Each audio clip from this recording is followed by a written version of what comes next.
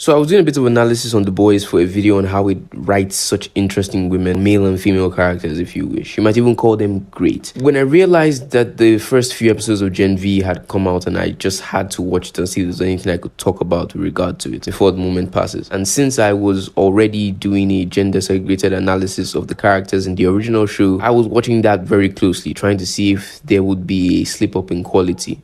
And I have to say, it's complicated, but mostly good. So the show overall is really cool. It looks good. A lot of the effects look great, in fact, and some are even so interesting that I want to know how they were done, and there will definitely be a video on that coming. It's well paced and the dialogue and acting feels natural and not too cringy, which is an achievement for a show about young adults and adolescents in any century. But the standout thing, I think, are the characters. Spoiler alert past this point, by the way. I've warned you now and I will not warn you again. So I think I'll start with Jordan Lee, the transgender stand-in character. They would usually be some kind of really perfect character that has this moral high ground on everyone, but fortunately, they're not. They're actually surprisingly complicit with the big bad white man in gatekeeping other minorities for no clear reason at first. They get demoted eventually, which is so very satisfying. They're also the one that says that they're super inclusive in the opening ad for Godolkin, and they are also the one discriminating against people for reasons unknown. I'm super inclusive. The irony. In fact, the whole Godolkin ad is very interesting because when you see the irony and hypocrisy in Jordan's part, and then you see this guy who says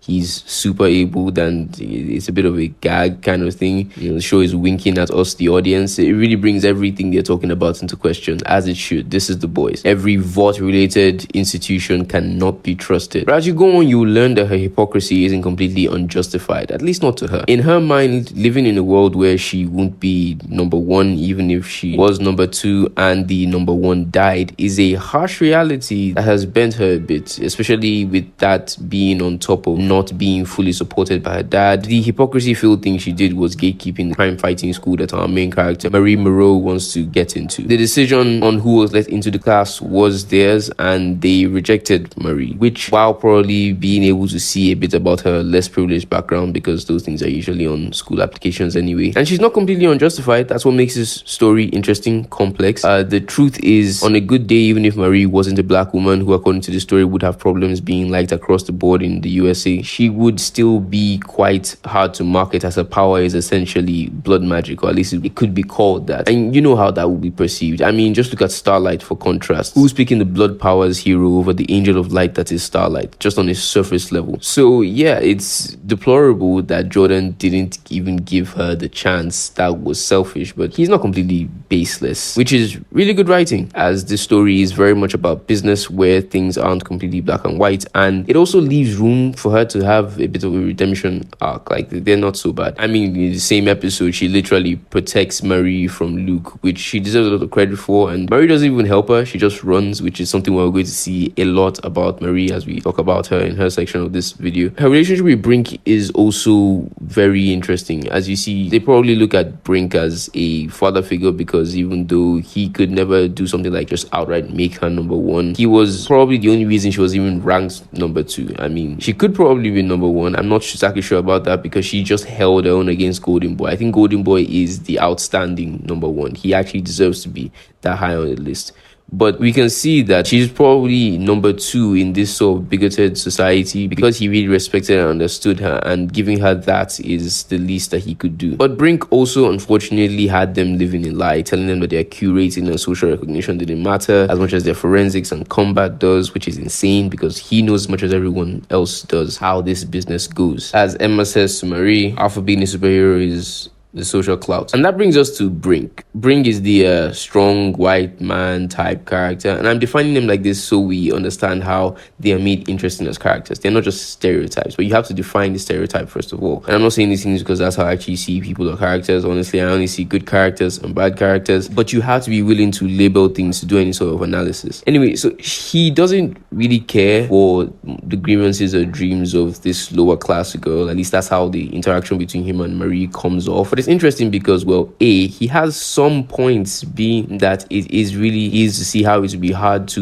marketing departments. Like, if he really wants to become a superhero and get into the Seven and all that, for reasons stated earlier, even though he is sort of wrong, of course, and given the right situation, it seems that her pretty privilege trumps all of that. How'd she do in the flash poll? Good, people like her. Helps that she's beautiful. Along, of course, with her fighting off of Golden Boy being what the press is running with, and seemingly avenging Brink, which I don't need to point out the irony in that. It would be easy for him to just be this stupidly racist, a classist man, but adding the layers to why he makes his decisions and choices makes him believable and understandable, while we still empathize with our main character and feel he's wrong because, I mean, we disagree. She should at least be given a chance. It also helps that they allowed Clancy Brown to bring a warmth to this low-key bigoted character. Even when we see him put her down, there's a soft moral ambiguity to it. It's easy to see why some people consider him a father figure. He isn't just a one-note mustache-twirling villain that seeks to be classist for its own sake. He's somewhat like a businessman. This isn't personal, and I think it works so well because, well, this is in Nazi Germany. This is a college system in urban America, so it's a bit like Nazi Germany, but still, cartoon villains don't work here, just as forced 3D villains might not work in a much more primitive or mythological time. Like, we don't need Palpatine to be round character. His simplicity is effective and matches the rest of the story. It's even more impressive that Brink is this influential when you realize he's only had about 10 minutes of screen time so far. The scene I love the most so far is the one where he tells Marie that she's been expelled, and he starts by talking about the guy who died saving his dog. I love how the camera starts on one side of the 180-degree line for the part where it seems like he's about to promote her to his class or something, and then switches once we get to the truth, and misdirection both in writing and filming is always brilliant. Luke, the golden boy, classic American frat bro, popular kid.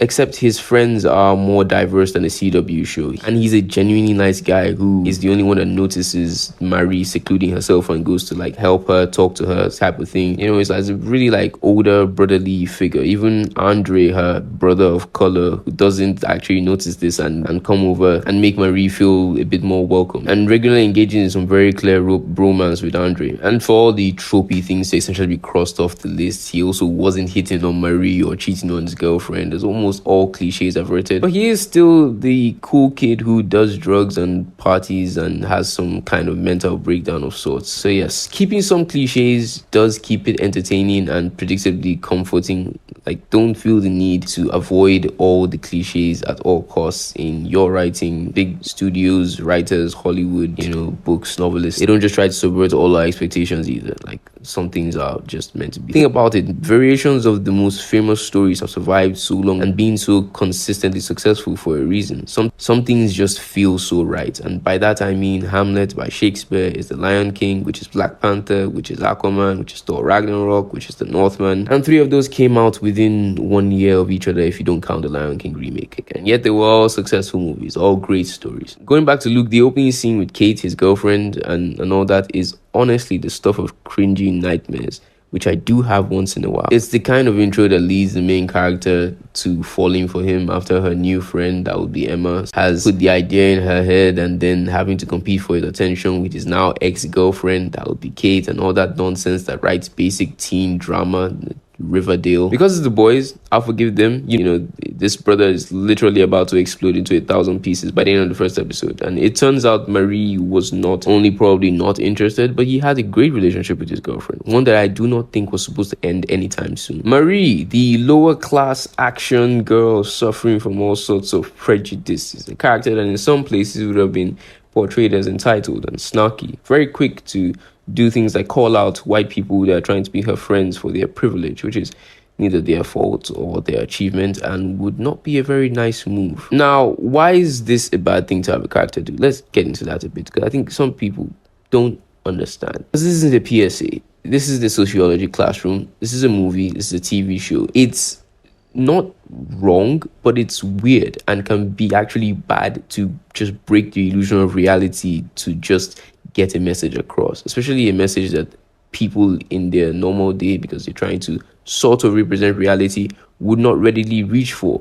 You know, because not everyone sees things through these intersectional social justice warrior lenses. It's just entertainment. It's smart entertainment, educates while not forgetting that it's entertainment. The audience isn't stupid. We understand why Nazis are bad without having a character talk directly to screen about the grievances of their culture. That's one. Once again, very insulting to the audience. We don't need Marie to outright tell Emma that it's because of her privilege she doesn't understand where she's coming from. We know that.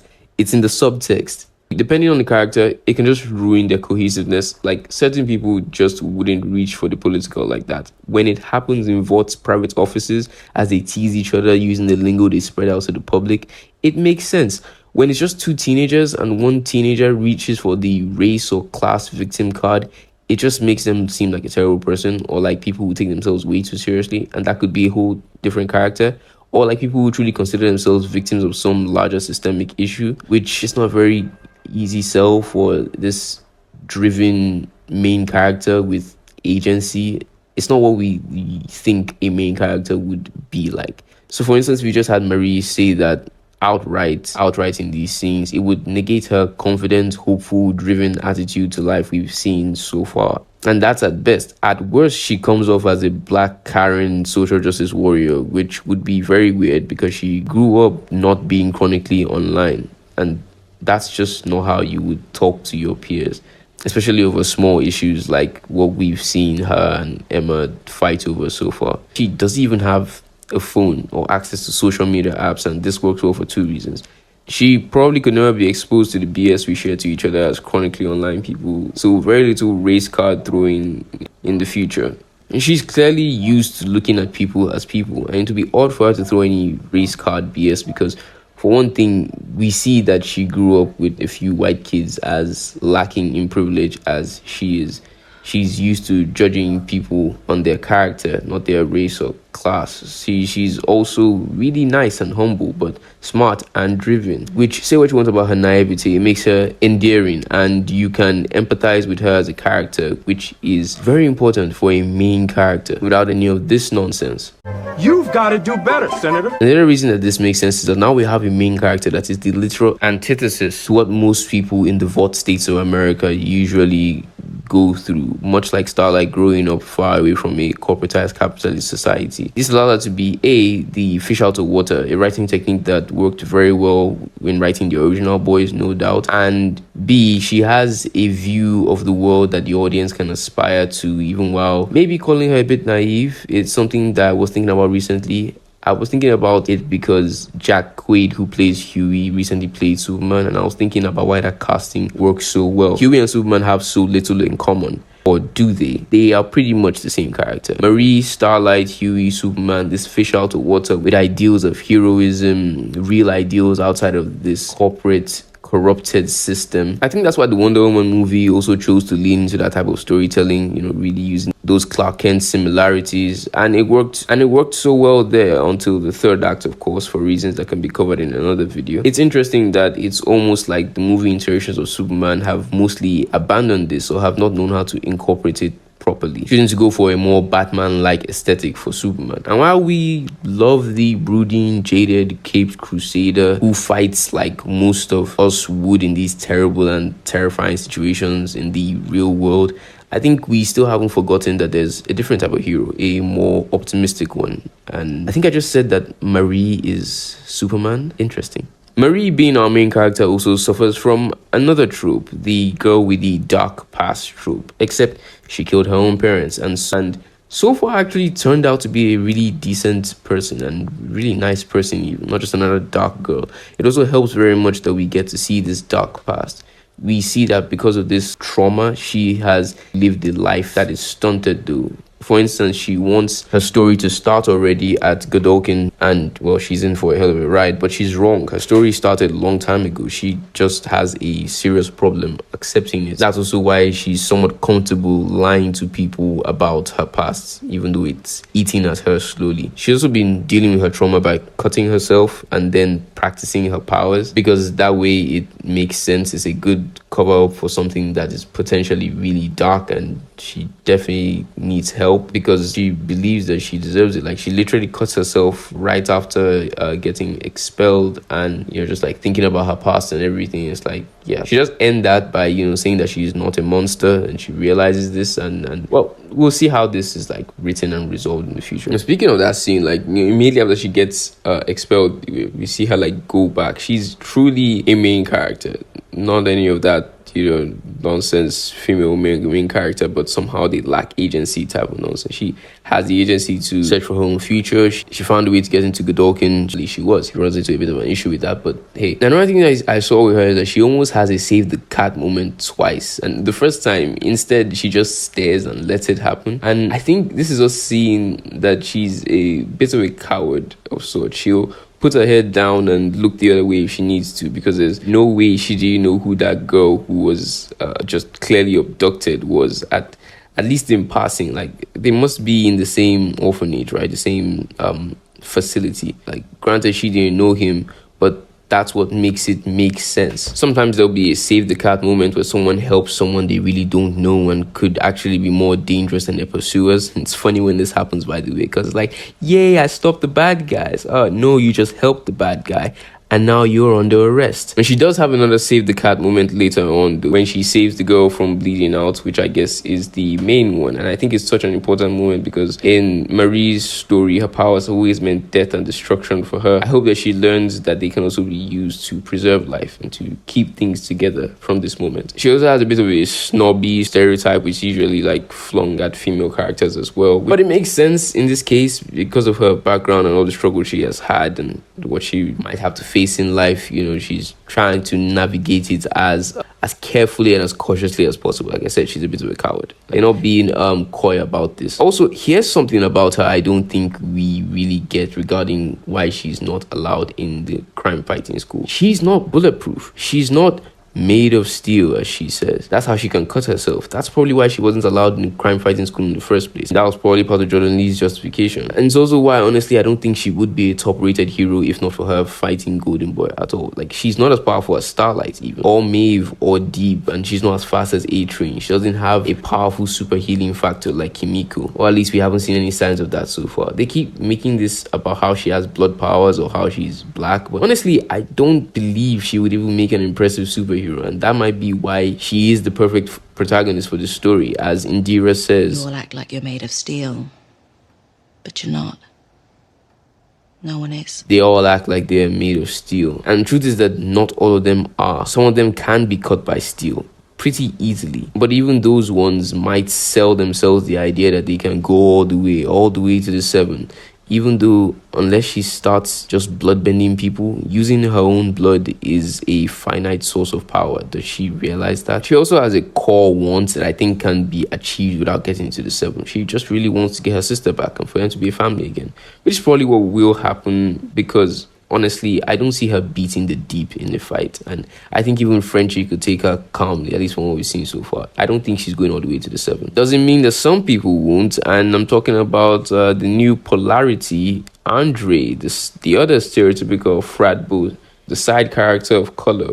But honestly, he's so cute. He and Luke's bromance and then the ensuing heartbreak after he dies is awesome. He's conflicted about being number one because of it. He also has this like pressure to be ultra masculine and driven for the top from his dad because he's inheriting the mantle of the polarity. There's an interesting potential love triangle between Andre, Marie, and Cate. Interested to see how that works. Also, the detail of his bisexuality I thought was insane. When you think about the fact that he tells Luke that he loves him and then sleeps with Cate when Luke dies, and it's not even insane in a bad way. I mean, someone said something about threesomes. Oh my god!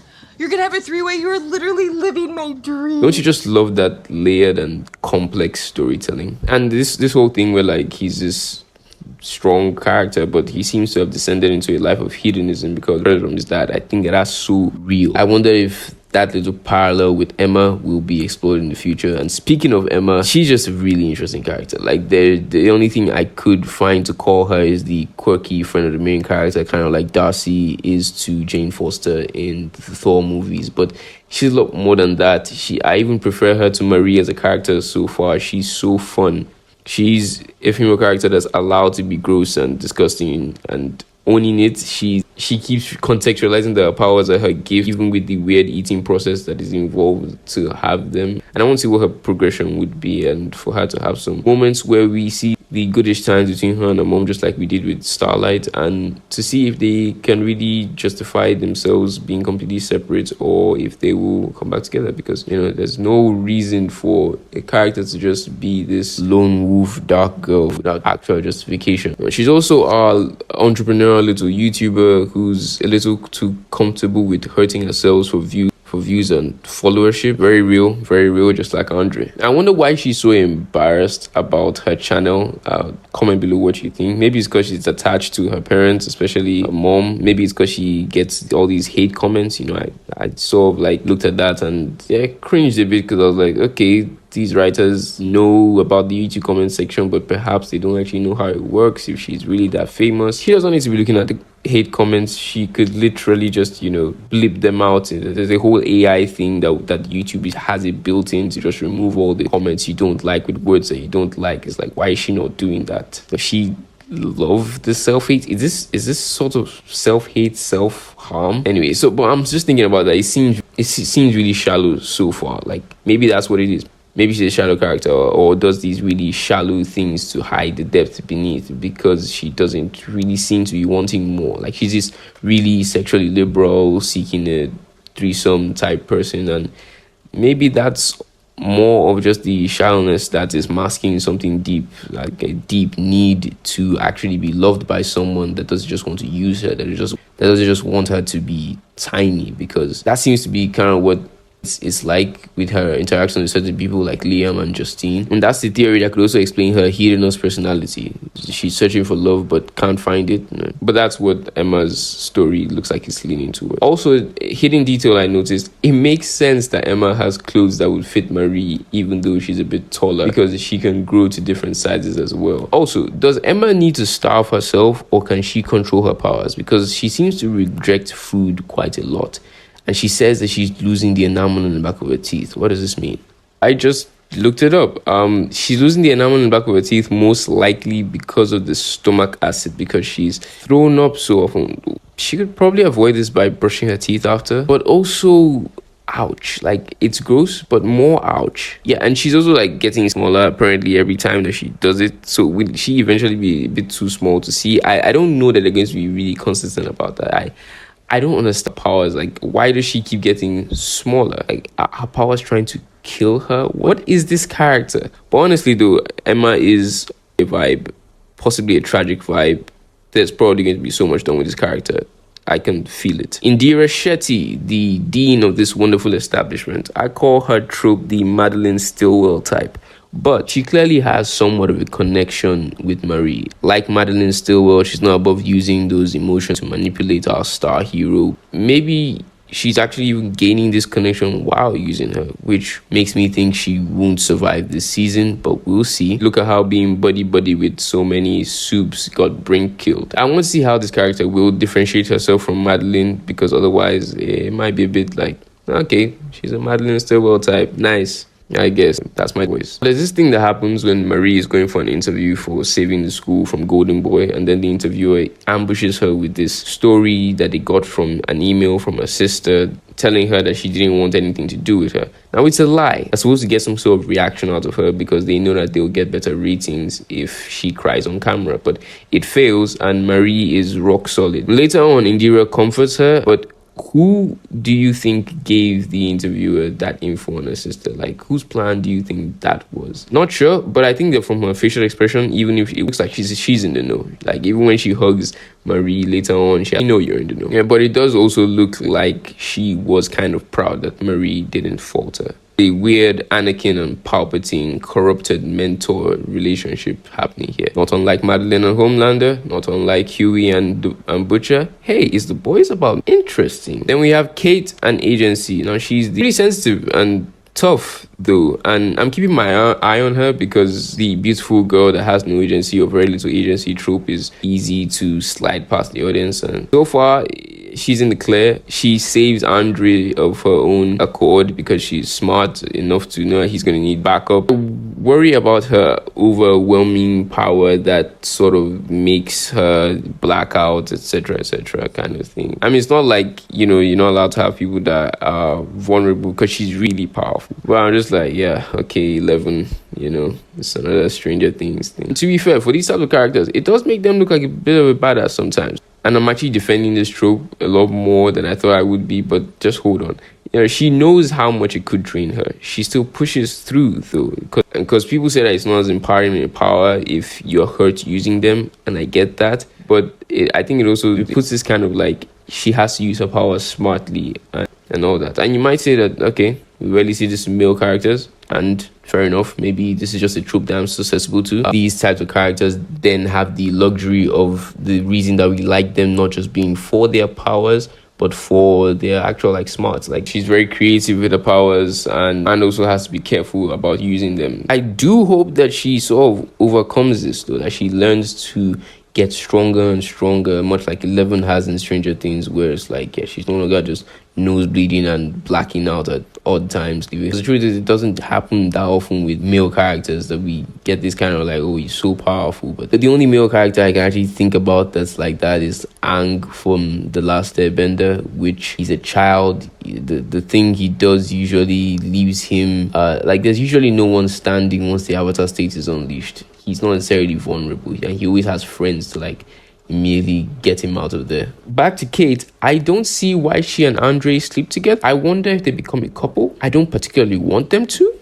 Oh well, that's teenage hormones, I guess. And then we have Burke, who I'm just adding in here because hilarious. He's being played by PJ Byrne. He's essentially the Harvey Weinstein of this show, and honestly, very little screen time. Probably won't get that much screen time in the future, but he's a gem. For context, he used to be the big time director of Dawn of the Seven, but well, But then he showed his tape to Minky Kelly, and now he's in director's show. And now he's teaching acting for auditions. His delivery is as satirically comical as it is painful.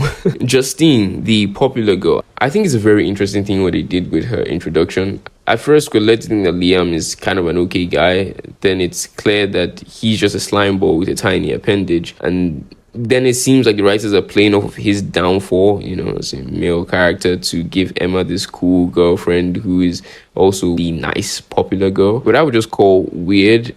And if you're with me, then later on, we discovered that she is a bit more of the popular girl trope. She was just getting close to Emma because for something to use as social points. After all, she's not content with where it looks like her career is heading. Except from what we can tell, she's not completely irredeemable. She's probably just as ideologically corrupted by the hyper-commercialization of this world that they live in that she can't even apologize properly. But it seems like if she really wants to be good, and it seems like she does, she can. And what I like here is that it isn't simple. It starts off kind of looking simple, but then we have layers introduced that make it more complex and believable, especially with the context that, once again, this happens in a college in 2023. The 90s one-dimensional mean girl character doesn't work as well. It's not really that it doesn't work anymore as much as it is that it's boring because we've seen it before. And you really can't outdo Rachel McAdams and Amanda Seyfried at this point. Like, Mean Girls is just what it is. And just a reminder that art is like a building, and we're all building it together,